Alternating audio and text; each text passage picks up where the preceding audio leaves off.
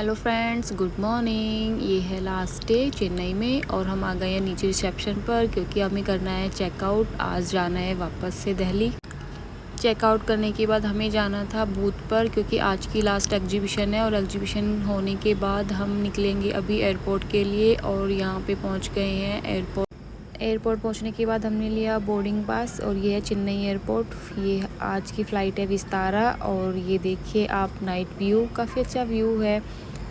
Luckily मुझे चेन्नई जाते हुए और चेन्नई से वापस आते हुए विंडो सीट मिली तो मैंने इसलिए व्यू को कैप्चर किया। और आ गया है डिनर करते हैं। पहुंच गए हैं दिल्ली एयरपोर्ट पे और दिल्ली एयरपोर्ट पे पहुंचने के बाद फिर आ गए हैं मोहित मुझे ले। घर पहुंचकर देखा तो मोक्ष मेरी वेट कर रहा था और इसकी मस्ती हो गई स्टार्ट। ये खुश हो गया मुझसे मिलने के बाद। और फिर नेक्स्ट डे मैंने किया अपने भाई की कार की पूजा। इसने कार ली है। कॉन्ग्रेचुलेशन शिवम, बहुत बहुत बधाइयाँ और thanks for watching. Bye bye.